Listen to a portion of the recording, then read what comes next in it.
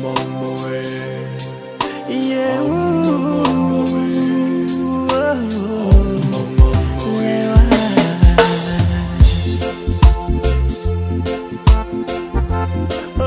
bertemu kembali dalam pembelajaran pendidikan agama Katolik kelas 12.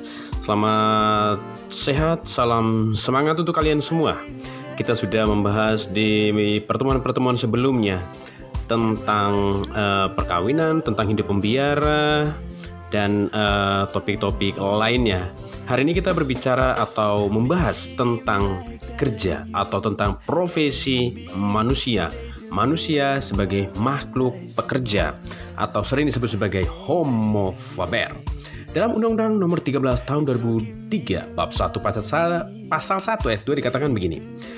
Setiap orang yang mampu melakukan pekerjaan guna menghasilkan barang atau jasa, baik untuk memenuhi kebutuhan sendiri ataupun untuk masyarakat, itu disebut sebagai tenaga kerja. Dan usia kerja itu menurut undang-undang kita itu adalah 15 sampai 64. Nah, kalian sudah di umur berapa? Oke. Semoga kalian nanti cepat bekerja karena kalian dituntut untuk menghasilkan sesuatu dan memberikan nilai. Manusia adalah makhluk pekerja seperti di judul tadi atau homo faber. Tanpa bekerja sebenarnya manusia itu kehilangan jati dirinya sebagai manusia. Coba, kehilangan jati dirinya sebagai manusia. Maka dengan bekerja sebenarnya manusia itu memanusiakan dirinya sendiri. Maka apapun suatu pekerjaan, sejauh pekerjaan itu halal, maka orang akan merasa dirinya bernilai di hadapan sesama. Selain dia bernilai bagi dirinya sendiri, dengan bekerja dia juga bernilai bagi sesama. Sebaliknya, orang yang berada di usia produktif atau usia kerja namun tidak bekerja, maka akan merasa rendah diri. Ini kalau orang itu benar-benar manusia yang sadar, ya, maka dia merasa rendah diri karena dia tidak bekerja. Bahkan untuk keluar dari diri sendiri untuk bisa bergaul pun sangat sulit. Maka penting itu kerja, ya. Jadi kita sudah lihat bahwa manusia itu sebagai makhluk pekerja. Manusia itu sebagai dengan bekerja dia bisa memberikan nilai bagi dirinya sendiri dan juga meningkatkan jati dirinya sendiri. Oke? Nah, sebenarnya bekerja itu adalah sesuatu yang sangat esensial bagi manusia. Nah, bekerja itu dipahami secara sempit. Kalau di akhir-akhir ini dipahami secara duniawi belaka. Jadi kebanyakan orang tanpa lagi melihat makna kerja yang sesungguhnya, tetapi lebih kepada menghasilkan sesuatu untuk memenuhi kebutuhan hidup.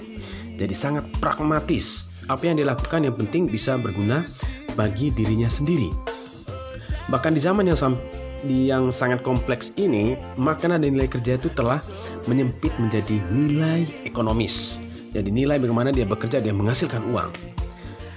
Dengan cara apapun yang penting dia bisa menghasilkan uang. Dan dengan uang itu dia bisa membeli sesuatu, memiliki sesuatu, mengumpulkan sekian banyak, maka kepuasan materialistik itu ada di situ. Jadi dia tuh terpuaskan kalau dia memiliki banyak. Maka untuk memiliki banyak, dia pun harus mempunyai pekerjaan atau menghasilkan uang. Maka dengan cara apapun dia bisa melakukan itu. Jadi manusia tidak lagi bekerja untuk memenuhi kebutuhan hidupnya sendiri ataupun kehidupan masyarakat. Padahal sesungguhnya pekerjaan itu juga untuk kesejahteraan bersama. Petani itu sebenarnya mereka bekerja lebih banyak untuk kesejahteraan bersama.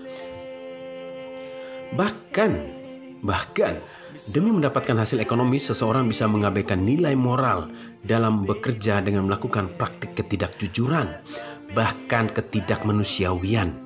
Contoh kasus korupsi, bagaimana dia menghalalkan segala cara abuse power dia untuk biasa mendapatkan uang, ataupun mungkin orang-orang yang harus menjalankan hidup atau mendapatkan uang dengan menjajahkan diri, penjajah seks komersial. Itu juga untuk mendapatkan uang, yang penting dia bisa mendapatkan uang. Sebenarnya kalau melihat pekerjaan atau kerja dari sisi ini sungguh-sungguh tidak manusiawi. Jadi kalau misalnya koruptor itu benar-benar dia menyiksa banyak orang, Sedangkan tadi misalnya PSK itu sebenarnya mereka tuh ya merendahkan dirinya sendiri. Jadi kalau misalnya alasan ekonomi bisa diterima, tetapi secara moral itu bukanlah sebuah pekerjaan. Jadi kita akan lihat bagaimana dengan akal budi manusia itu bisa menilai pekerjaan apa yang seharusnya dia ambil. Gereja Katolik melalui ajaran sosial sungguh menaruh perhatian pada nilai kerja manusia. Jadi manusia diciptakan menurut gambar Allah, diberi mandat untuk mengelola bumi. Jadi dengan bekerja, manusia dilibatkan oleh Allah untuk mengelola bumi. Ini sebuah nilai kerja yang sangat luar biasa. Dan di ilmu apapun memang tidak ada diajarkan seperti ini. Bahkan di ilmu tertentu bagaimana Anda bisa mengeluarkan tenaga sedikit untuk mendapatkan uang yang banyak. Tapi dalam agama dikatakan tadi seperti itu. Maka manusia hendaknya menyadari ketika ia melakukan pekerjaan bahwa ini dia berpartisipasi dalam pekerjaan Tuhan. Pekerjaan Tuhan apa sih? Pekerjaan Tuhan itu adalah keselamatan, yaitu manusia merasakan keselamatan walaupun dia ada di bumi, ada di dunia. Namun dia mengalami kebebasan, mengalami keselamatan. Itu adalah tujuan Tuhan menyertakan manusia dalam proyeknya. Dengan tenaganya manusia memberikan sumbangan, merealisasikan rencana Tuhan di bumi. Sekali lagi, rencana Tuhan tidak lain itu adalah keselamatan. Keselamatan itu secara real apa?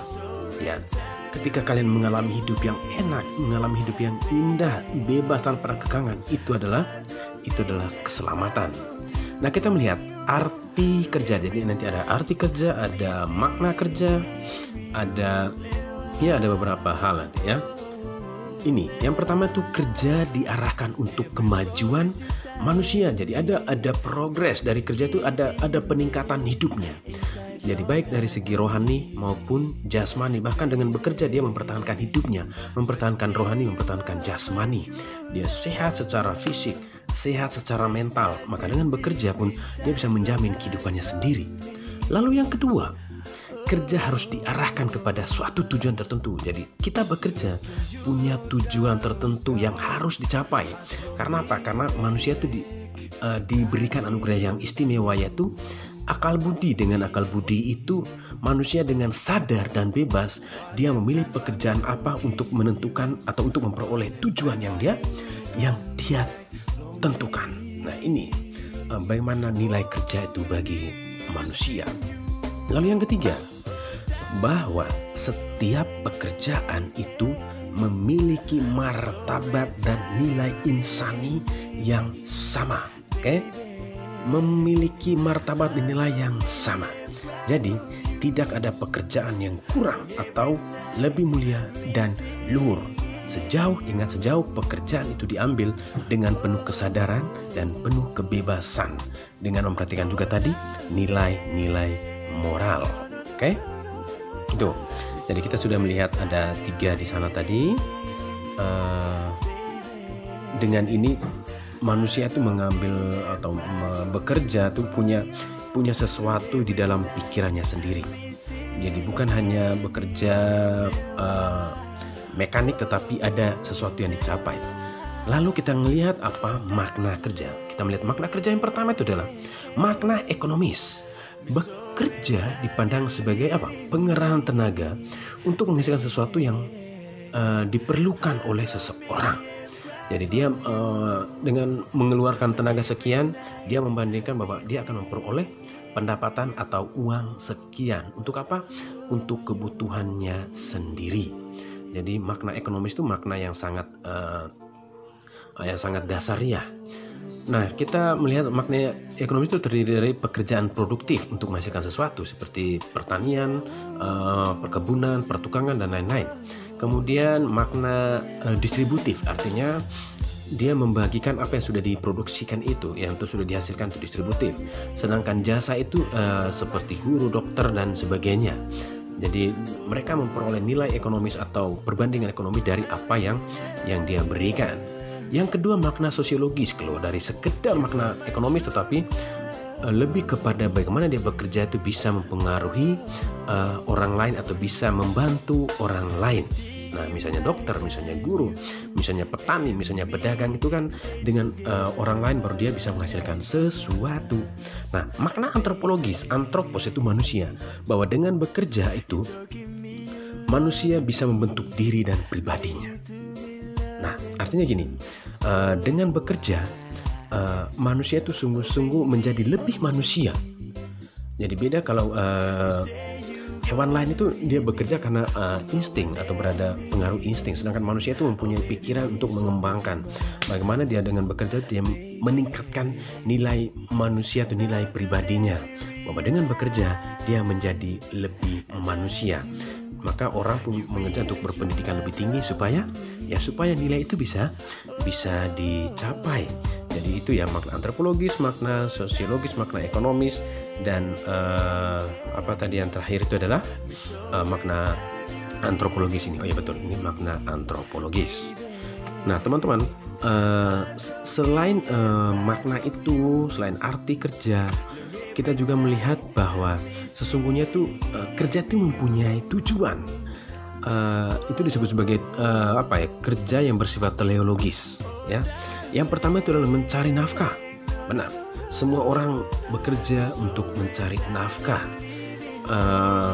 Ya dengan pekerjaan apapun berusaha bahwa dengan pekerjaan yang diambil dia bisa menafkahi orang-orang yang terdekat dia, orang yang dicintainya.